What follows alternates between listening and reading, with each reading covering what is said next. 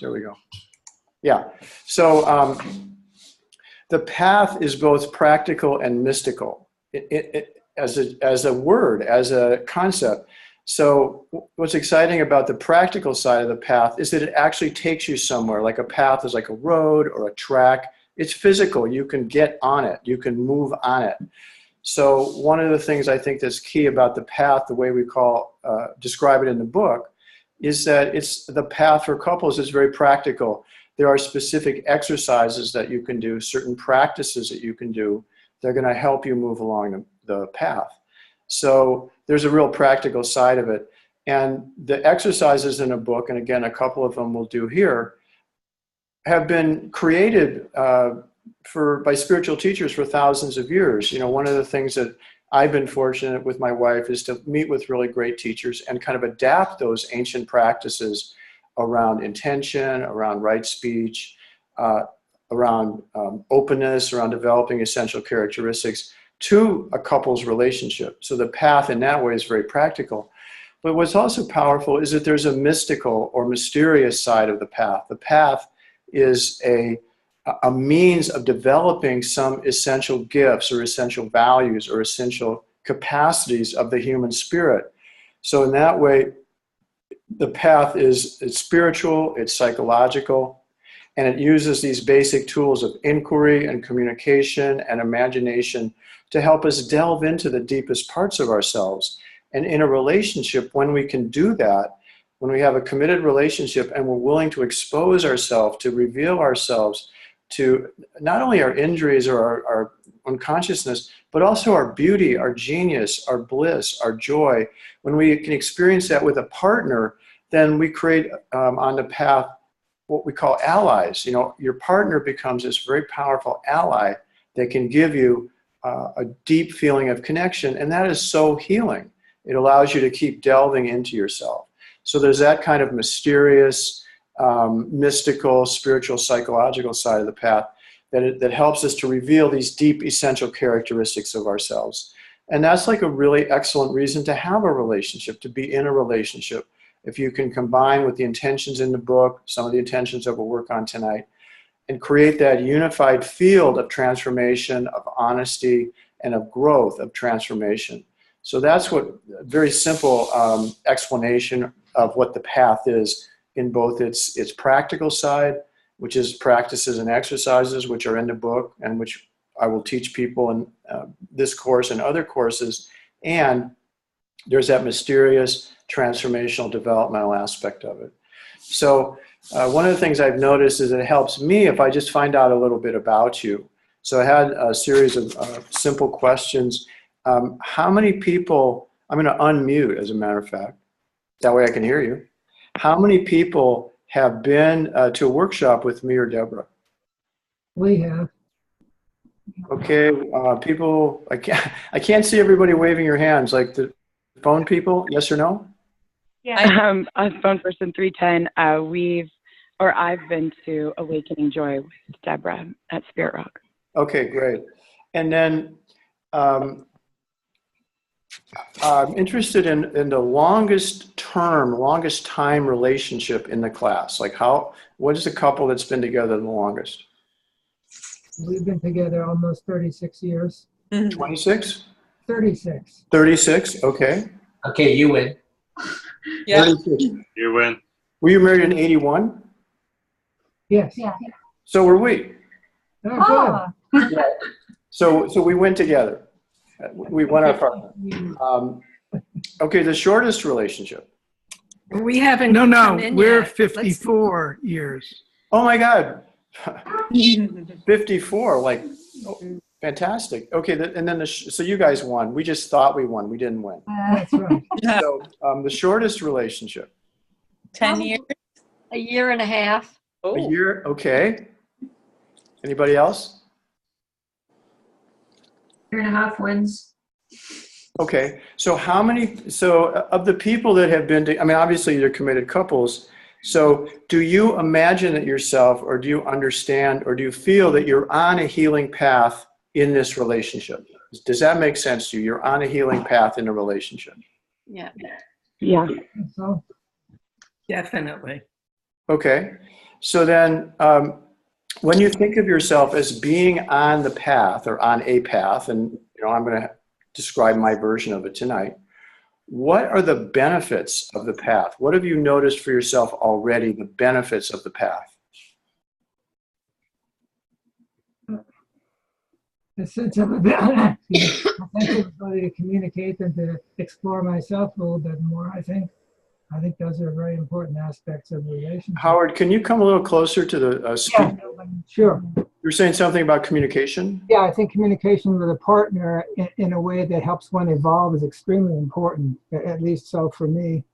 And I think the reflective aspects of relationships are extremely important. They, at least with my wife, they encourage me to take a look at things inside myself that I might not otherwise explore, other than inside myself, which is not the best way to do things like that.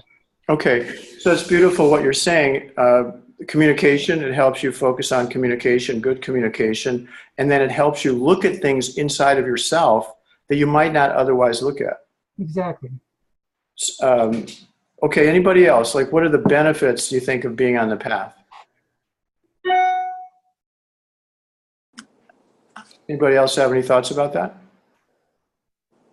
I think I agree with what he just said as far as, awareness of deeper patterns and aspects of myself. Okay.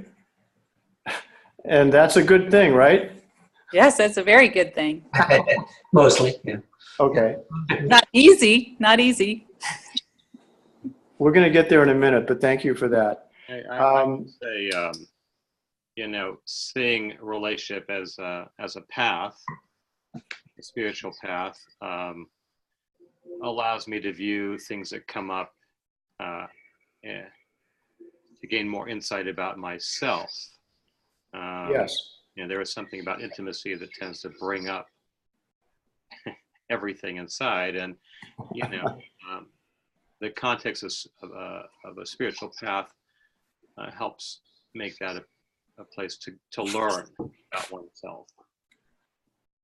So there's that possibility of growing rather than just reacting. Well, that's very powerful. I mean, two of you have mentioned this idea that things are going to come up on the path. And being on a path or being on a spiritual journey or wanting to wake up, whatever you call that, you attend to those things that come up in a different way. Instead of pushing them away, pushing away conflict, pushing away pain, pushing away suffering, you learn to go, oh, how can I grow from this? How can I learn from this? And I think that that's a very powerful key principle in the path. I was thinking that one of my teacher and Deborah's teachers, Stephen Levine, used to say, can you open your heart to this? Can you open your heart to this? And that process, can you open your heart to your own conflicts? Can you open your heart to your partner's conflicts, your partner's suffering, your partner's pain? And so that's a very different method of being in a relationship than I'm going to change you so I feel better. Mm-hmm. A lot of us grew up with that kind of operating principle. I have a bad feeling. I'm going to make somebody out there change, and then my bad feeling will go away. Right. The problem is that doesn't work.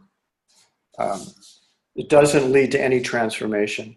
So I also wanted to add, the book is subtitled 10 Practices for Love and Joy. So part of the benefits of being on a path, what happens when we study our communication? What happens when we study what's coming up inside us? What happens is we start to feel better. We start to feel more compassion, more joy, more love. And of course, that's the subtitle of the book. And so that's the reason that people are on spiritual path. That's the reason they want to look at themselves. They want to look at themselves because they have some sense that will create more ease, more love, more generosity, more forgiveness. And the fact is that you're right. That's actually what does happen. So what I had done, besides introducing the kind of the themes or the images of the path, and I really appreciate things people have said, you have some understanding of that already. What I wanted to do was, in the email that I sent out, it was a very tricky email. because I kept saying to myself, what could we possibly accomplish in an hour? And what I came up with was a total and complete healing of all trauma, all suffering, whatever. By the time we're done here, that will be all done, and we can just move on to pure bliss and joy. Does that sound good? Right. Okay. Yeah, good sense of humor too. With a sense of humor, thank you. Yeah. So what I tried to suggest in the email was some accomplishable goals, some goals that I thought we could actually accomplish in 1 hour.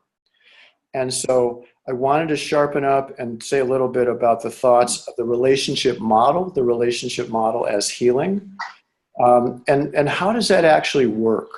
Like, how does it work that our relationship could be healing?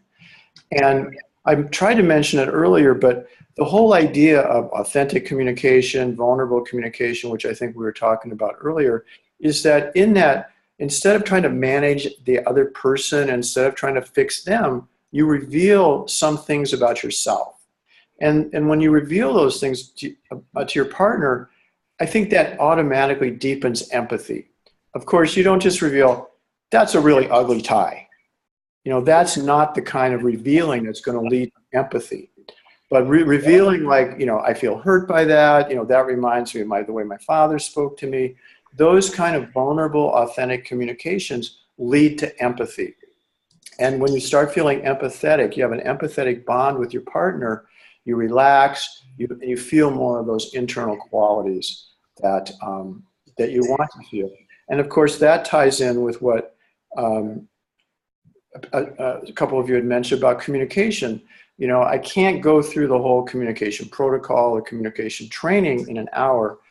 But basically, in the book and in the other courses that we're teaching and the online courses that we're developing, there are specific skills that turn conversations into transformational vehicles that carry your intentions. And I'll say briefly, those skills are being aware of the patterns and the conflicts that you get into,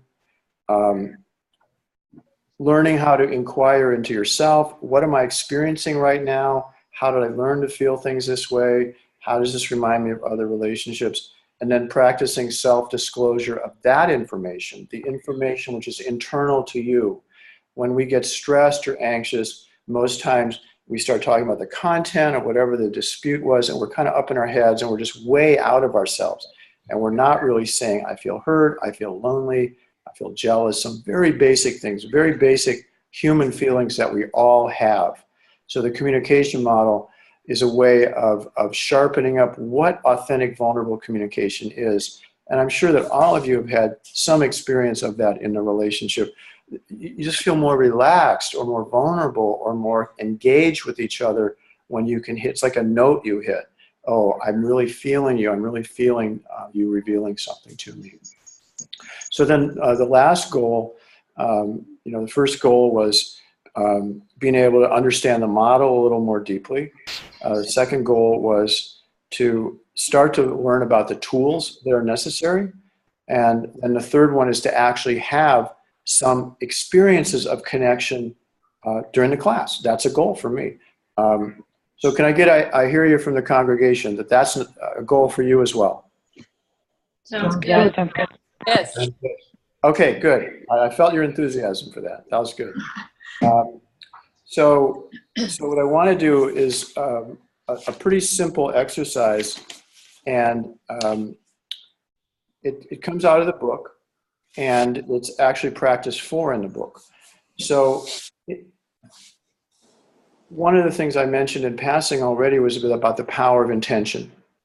And what I've noticed with a lot of couples that I work with, couples that have taken the classes, is that many of us have made very powerful commitment statements or vows. We've stated something really deep that we're intending for the relationship. You know, we're intending to become more compassionate. We're intending to save all beings. We're intending to live this life, this dream life of connection and service, whatever. And so what happens is, because we get busy into our lives, we often forget those powerful intentions. But on a spiritual path, on the path of transformation, intention is like a daily remembrance. You can't just say 8 years ago, oh, yeah, we got married then and now we're good. There's more of a sense of revisiting and remembering. And that's why intentions are a part, of most spiritual traditions. Because you know your mind, if you ever meditate, if you ever thought about what's happening in your mind, it's like a zoo and all the animals are yelling at each other. So what you, with intention, you're focusing on very specific goals or outcomes. And, there's a whole list of those in the book. And so just say one more thing about intention. I think without intention, without a clear intention for the transformational path, our lives tend to drift. Our lives, and I hear a lot of couples, it's a very busy time, people are multitasking and they think they're getting more done, but they're really not, but they feel like they are, so they feel better, but they're feeling kind of separate. And there's a theme of parallel lives. So intention brings the parallel lives back together. You go, oh, we are in this together. We are doing something together.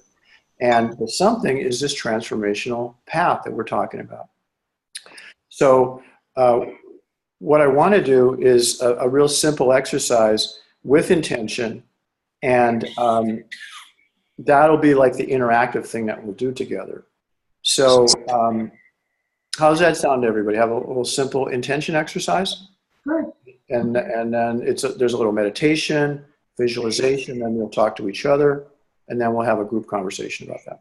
So let us begin with just closing your eyes. It's a simple meditation, so if you would close your eyes and just breathe into your body.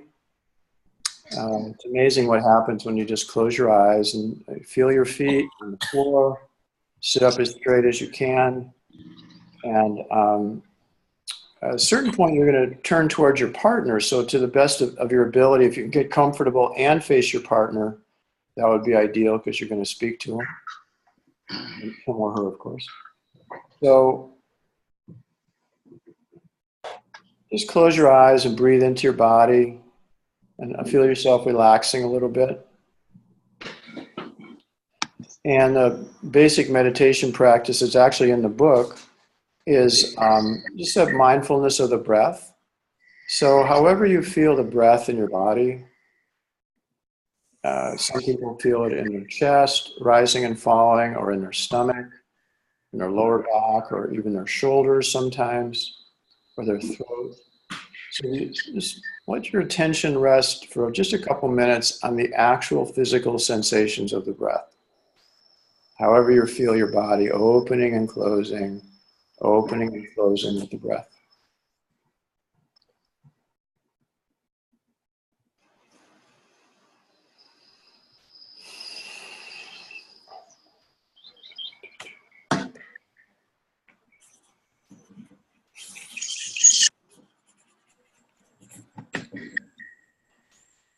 So we're just focusing on the breath, and thoughts can arise, distractions can arise, but you gently want to rest your attention on your breath, let go of distractions.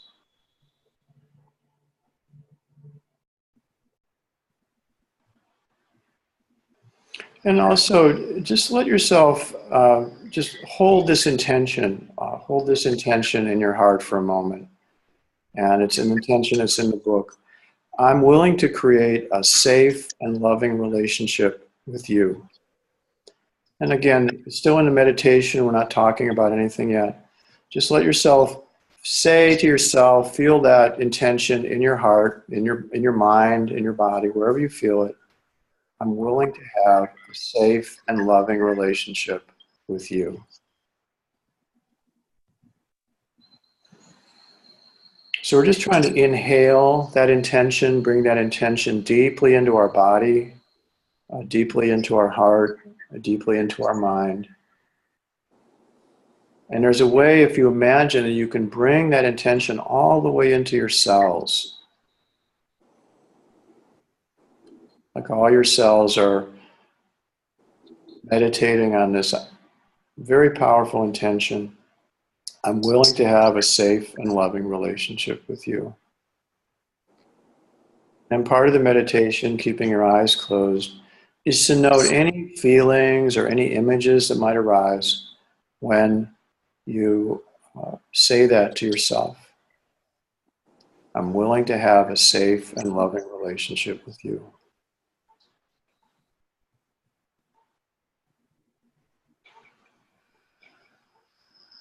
So let yourself feel the power of that, like the creation of that, the majesty of that, and the power of that intention. And let that kind of cascade over your whole body. And then what I'd like you to do, just for a couple minutes, is when you feel ready, take a few breaths. You can open your eyes. And one of you, let's say the person with the shortest hair will go first. And they'll say that intention out loud to their partner a couple of times, meaning it, trying to feel it in your bones, in your heart. Say that intention out loud in your own words. You don't have to say it perfectly. I'm willing to have a safe and loving relationship with you.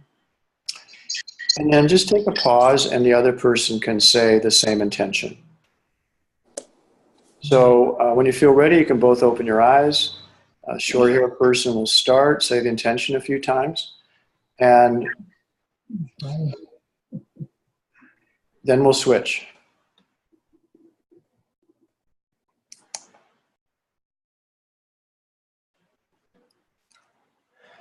Okay, now, is everybody finished? Has everybody done both sides of it? Yep. Okay. Okay, great. So just close your eyes now. Just take a moment and close your eyes. Just close your eyes. And let yourself feel, has there been any change? You know, is there anything that's changed in your own body? Do you feel closer? Do you feel warmer? Do you feel neutral? Do you feel anxious? Again, in the skill of mindfulness, you're really just trying to sense your body. You're not trying to change it. So you've set a powerful intention out loud to your beloved, and now you've heard it. You've also heard it. So just note how you're feeling right now, having said the intention and then having heard it, having heard your partner say it to you. I'm willing to have a safe and loving relationship with you.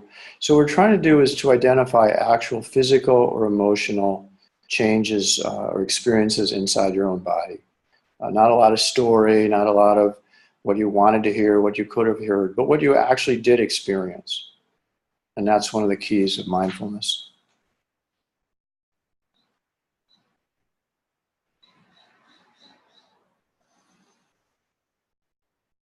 Okay, so why don't you just take a couple minutes to check in with each other, like what you felt listening to and hearing the other person say that. And again, try to stick with the level of feeling and emotion. And I'll give you a couple minutes just to check in about that. So again, talk to your partner. I have you on mute all, so I'll turn unmute on in a couple minutes and we'll check in as a group. So just check in for a couple minutes with your beloved, your partner, what it felt like to hear it and or to say it out loud. And go ahead.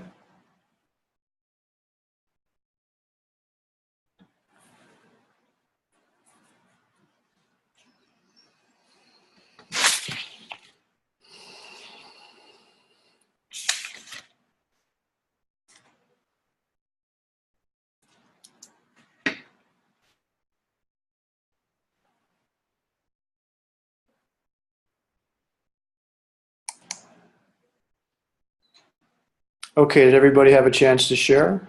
Everybody done? Okay, I'm going to unmute people. You know, see, we have some people on phone, so I can't.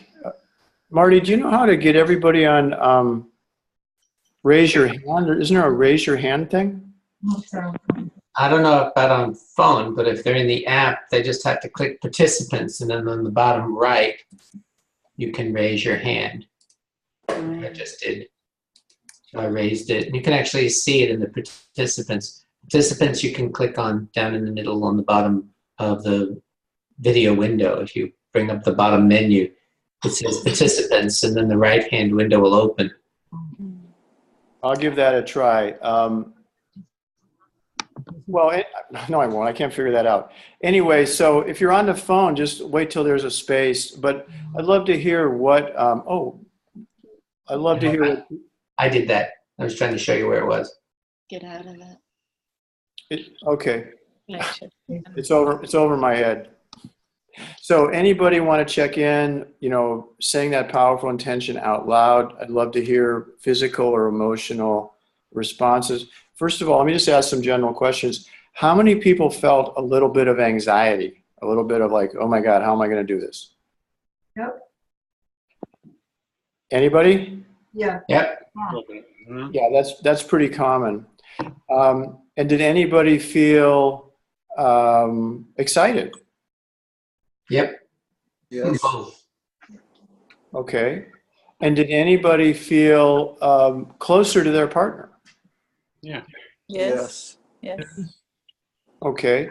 So let's just move on a little bit. Like, would anybody want to share something like feeling closer, even feeling anxious? Tell me a little bit more about what you experienced when you said the intention out loud.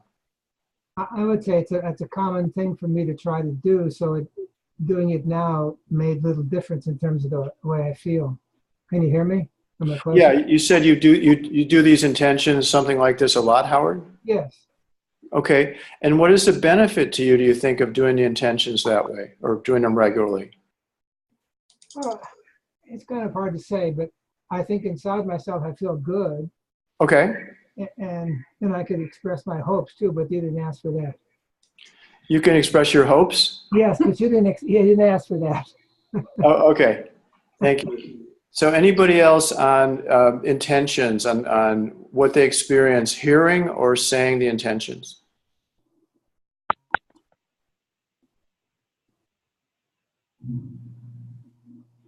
I'll say that in doing the exercise, I felt more heart-centered, more sensation in my chest, in my heart, and a feeling of more positive regard. Wow. And so, and that was when you said it or when you were listening? Well, I noticed it after at the end of the exercise with the exchange. Okay. So- Okay. Yep. I'm sorry. Go ahead. That's all. Okay. And how do you think that positive feeling happens? Like what do you think is going on inside you to create that positive feeling?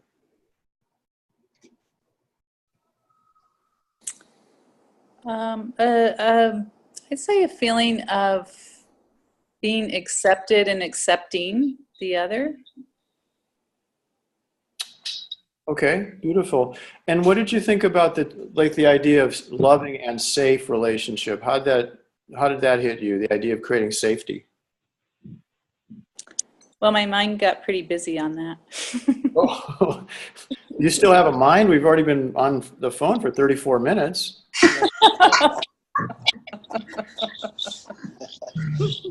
And so, I mean, that can happen. Like, intentions are very powerful. So would you just say one thing that came up in your mind about that? That I had an awareness of feeling responsible for checking in with myself when I'm feeling safe and when I'm not feeling safe. And That's good. That's very beautiful. yeah, I'm sorry? being responsible for that and and sharing that. Yeah, I mean, that kind of goes back. Thank you for that. It kind of goes back to what I was saying about the parallel lives. Like, unless you're thinking, am I creating a loving relationship? Am I creating a safe relationship? And there's a whole nother series of thoughts and facts about that, intentions in the book. And the last one, it has to do with happy and creative. Like, are we really organizing our life around creating a happy, creative relationship or happy, creative life together? And so after years and years of working with couples, it seems to me that the whole theme of safety is like core to the whole transformational path. If you're feeling anxious, if you're feeling isolated, if you're feeling separate, all those create anxiety. And anxiety tends to escalate when there's stress. So I just think that this whole theme of safety, like safety, again, it's not, that's why I'm really interested in what's called the body-oriented method. Safety is a visceral experience. It's a kinesthetic experience. It's not just like, I feel safe because I'm married. No, there's more to it than that. Because throughout the day, you have many interactions perhaps. Sometimes you feel safer at the end of the interaction. Sometimes you feel more distant. But if you're not tracking that, if you're not managing that, if you're not being mindful of that, then I think the safety starts to subtly erode.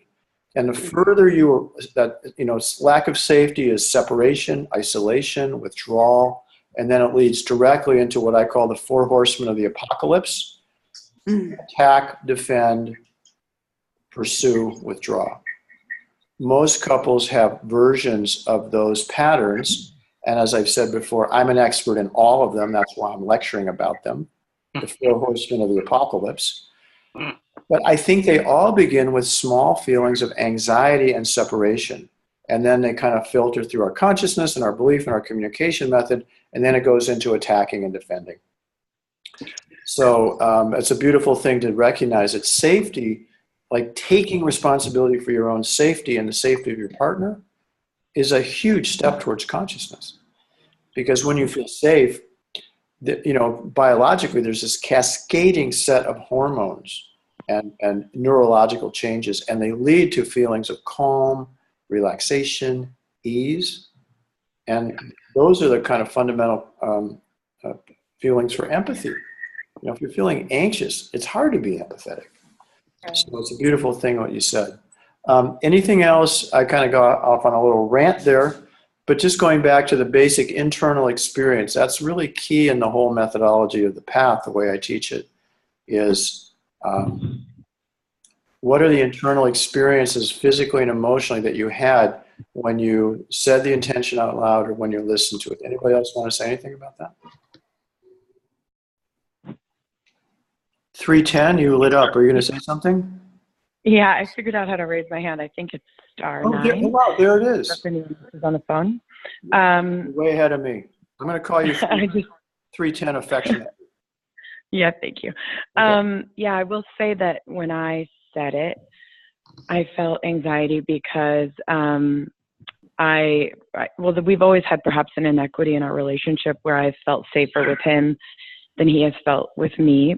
Also, though, I need to feel safer than he needs to feel safe. He feels inherently safe in the world, so he's not particularly looking for that in a couple dynamic. But beyond that, we've been together 11 years. But I recently did something that would specifically make him feel less safe in our relationship. And so I felt a lot of anxiety around the fact that I've maybe already eroded his sense of safety, but also that while I want us to both feel safe, I can't at this moment in time prioritize creating a feeling of safety over authenticity. But but they feel like they're together, right? Because I really love him and I want the relationship to blossom and fruit and be a beautiful, wonderful, continue to be a beautiful, wonderful experience. But I'm having conflicting emotions around the word safety and my responsibility for his safety, even though I totally understand that that's the birthplace of empathy. Yeah, well, that's a very vulnerable thing to say to the class. I really appreciate it. Safety is not a fixed state. It tends to move out, move back. We feel safe, then we don't feel safe. And so what's interesting to me is, first of all, do you notice when you don't feel safe? Do you actually notice that? Most of us don't notice it. And then we get into one of the 4 horsemen of the apocalypse and we go, oh, I'm not feeling very good. I'm attacking you. So safety is like a foundational place that the relationship has to rest. And then when you start to notice what you just said is you notice breaches in safety or things that get done on a small or large scale. And you have to be able to repair that. You have to be able to find a way to repair safety, even if it's a small thing. I was 10 minutes late, or I forgot the dry cleaning. That's a small tension. It's a small separation. So how do you repair that? I think that part of the idea of authentic communication and attention is that you want to repair it, and then you learn tools on how to do that. And I think this whole question, yes, are we responsible for our partner's safety? Gosh, that gets a little theoretical for me. I think I'm responsible for being a loving and compassionate person, and if I'm not, it's going to have an impact on my partner. So I think that might be a better way to look at it. Are you acting in a way that is authentic and integral to who you are? And that, I believe, creates safety. That creates safety. That's who you are. But I think the whole issue of authenticity, it's wonderful. I just want to say briefly about that because it's a huge topic. But my mentors, Gay and Katie Hendricks, taught me a long time ago something that's really, really important for couples, is that all of us, adults in the West, or in America, we have a desire for intimacy. All of you are here on this couples class. Obviously, you have some desire to create intimacy. And then most of us in the West also have a desire for what is commonly called individuation or self-transformation or your own path, which is your career, your passions, your hobbies, in this case, your authenticity. So apparently, a relationship is always going to be navigating between creating intimacy and creating individuation. So it seems to me that in your life, for some reason recently, authenticity has arisen as a really important challenge for you, as a really important growth point. And authenticity is on the side of individuation. Does that make sense? That makes a ton of sense. I need to be who I am. I need to say my truth. I need to, follow my dream, follow my path. So if you go back and look at your conflicts, a lot of them occur when one of you wants intimacy and the other wants individuation. And there will be patterns about that. I mean, that's your classic pursuer withdrawer. You always want to, you want to overwhelm me. You never want to be with me. I mean, there tends to be these hyperbolic statements that are made in these kinds of conversations. So it's hard to say more about that in a class, but that I believe that you can be fully independent and fully give in, surrender fully to that passionate desire to be yourself, and surrender passionately to that desire to be a loving, connected human. I believe that the human heart, like I said earlier, is able to embrace that apparent conflict. And as you embrace it, I think you become more loving and more authentic at the same time. That's what's called a twofer. You get both of those. And that's what happens on the path. The more you settle into yourself, the more you settle into your own truth, your own vulnerability, your own needs, your own longings, and you expose that to your partner, and your partner goes, I love you. You're like, really? Because that's big news. Who else in our lives can give us that gift of attention, support, love, and caring? Only our partner. So we could say a lot more about that, but I don't think I can today. So maybe last comment, any last comments on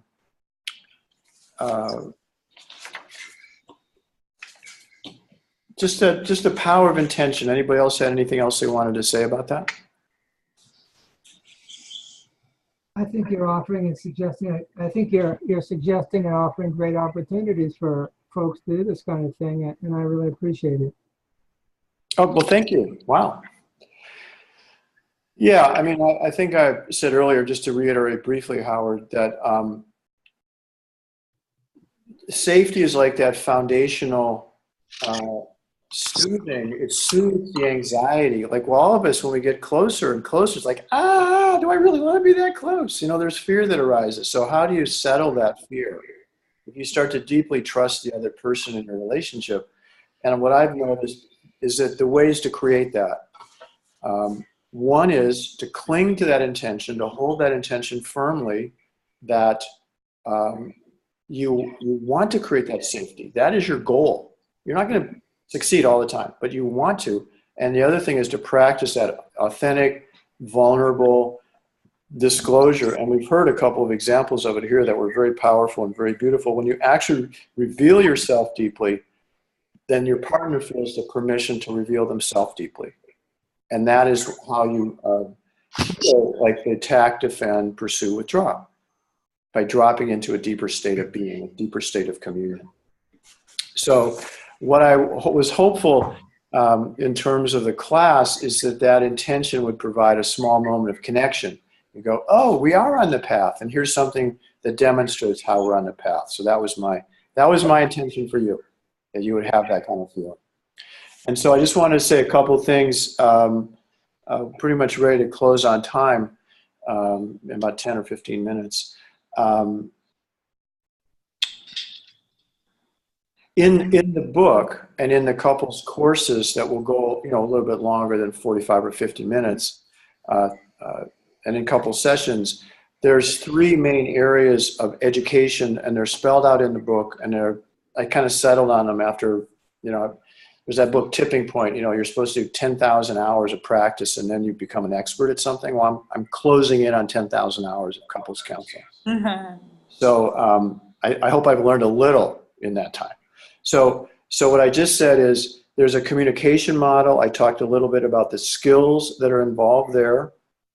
And that's the self-awareness, which we were practicing a little bit with the mindfulness and the breathing. Of course, it's much more challenging to practice that when you're in your kitchen and you're trying to cook dinner, but you can still be mindful, believe me. So then there's mindfulness, which I call self-awareness in the book, self-inquiry, which is a process of asking yourself, what is arising now? I think a couple of you alluded to that. Like things arise during a relationship, of course. So we study those. And then practicing disclosing that. So that's the communication model, the short form. It takes a lifetime of practice. I can attest to that myself. Then the second key area of the curriculum is intention. And we talked a little bit about intention and did one practice. There's more in the book. And then the third area, which we haven't gotten into here, but it's about creativity and collaboration. And what I've said to a lot of couples is that in the course of a long relationship, you will make thousands of decisions together, all the way from who's going to pick up the dry cleaning, which dentist to pick, what school to take the kids to, what job to retire from, what house to buy, all different levels of decisions. And a key principle of the creativity and collaboration model is that you can make those decisions from a state of connection, of love, of respect. And the opposite of that is that subtle little power struggle. Am I going to get my way? Am I going to let you get your way? The tension that's involved in a power struggle. So in the book describes, and in sessions and classes, we talk about how to see into your own power struggles, how to heal them, and how to hold that vision of collaboration and creativity. Because what I like to tell people, if you think about all the calories that you have eaten that are wasted in struggling about who's going to get the dry cleaning or who's going to pick the kids up, suppose you converted that all to positive energy.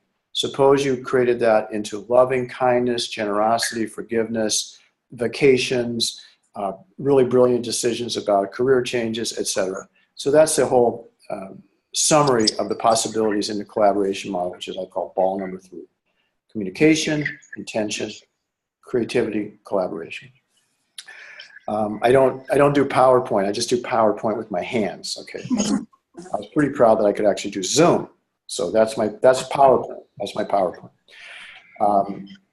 So then, in terms of following up for this class, I think I wrote to many of you that we will be organizing like a more consistent paid online course, like probably 5 sessions. That will probably start in the fall. There's also on Zoom sessions, me with a couple, or in-person sessions. San Francisco or Marin are my offices, and then there's the book.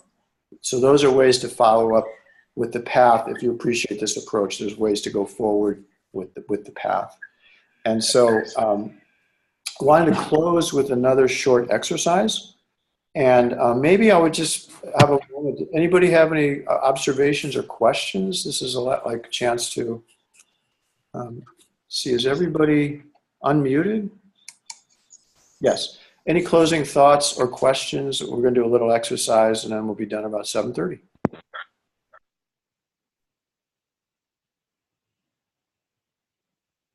Okay.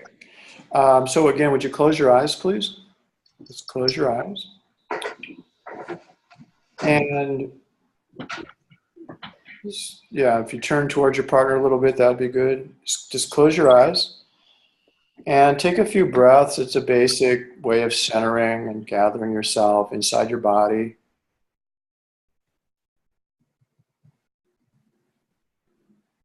Just close your eyes.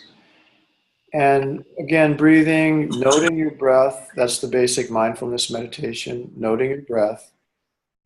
And noting the actual physiology of it, the way the body expands and contracts, expands and contracts.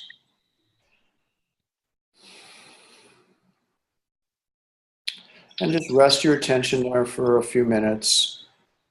Occasionally distractions might arise, so if you have thoughts or planning or sounds from outside the street, outside your house, just gently let go and return. Rest your attention gently on the physical sensations of the breath.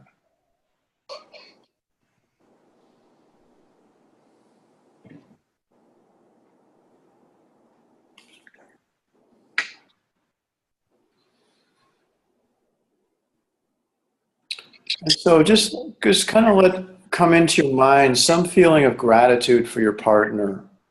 Again, with your eyes closed, just feel grateful that you have a partner and that your partner is on the path with you and that your partner is willing to do this kind of class with you. It's a class based on inquiry and discipline and courage. So just let yourself feel, if you can, some sense of gratitude for your partner and the fact that you've created a relationship, that you have a path together, probably already been on it together. So, and again, the way we did before, just imagine breathing in that gratitude. Maybe start as a little small feeling in your chest or in your heart or in your brain, your mind. Just imagine that that expands, the feeling of gratitude can expand and it can fill your body. It can fill your heart. It's not just a little sensation, but imagine it gets bigger and it gets warmer.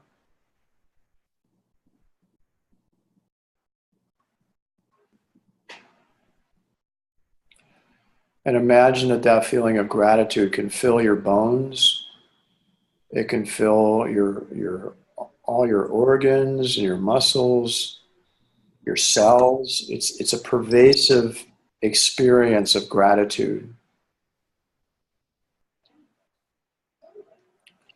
So imagine that that gratitude almost radiates out of you towards your partner now. That it's a feeling of connectedness, that you feel grateful for him or her.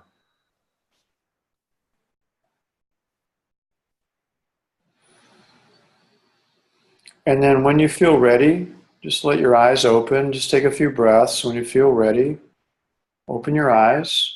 And just in a few sentences, just tell your partner what you experienced, what you're grateful for, what you experienced when you felt grateful. Just look at them and tell them, tell them what arose during the little visualization. Just open your eyes and tell them now for a couple minutes.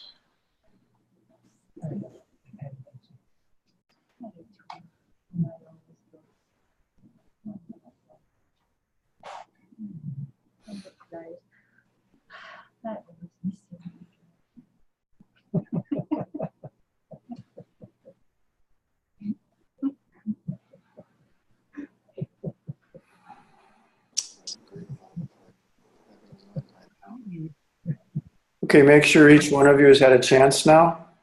My breath. Excuse me? Would you put us on mute while we're doing this? Oh, sure. Thank you. Yeah. Okay, just take a couple more minutes. We're on mute now. Yeah. I focus mainly on my breath.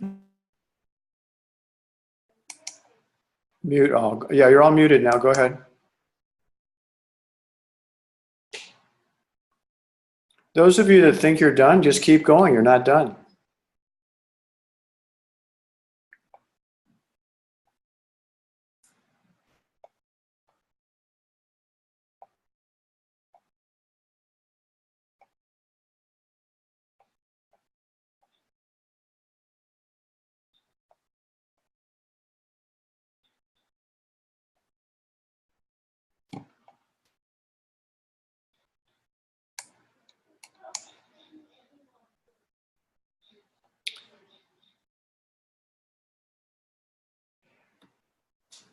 Okay. I think we'll close here. Thank you for your participation in the class. And I think I wanted to end with an experience of gratitude myself, because, you know, as I was getting ready to teach the class, I was just so grateful that there are people that care about the path and that want to transform. And I've really spent, you know, a good part of my adult life studying the path for myself, and now I'm teaching it. So I just feel very grateful for each one of you wanting to participate. You know, maybe you had great moments of connection, maybe you got stuck, whatever, but that's the path, right? That's our path. And sometimes it's brilliant and it's connected and it's ecstatic and it's blissful. And sometimes we feel separate, we feel disappointed, we feel forgotten or abandoned. And yet, to me, like, the power of the path is our heart wants to bring us back. Our heart wants to bring us back into the game, you know, into the relationship, into the connection. And so to me, like, that's the power of the path, is that there's something in us that just won't give up, that wants to become a loving person.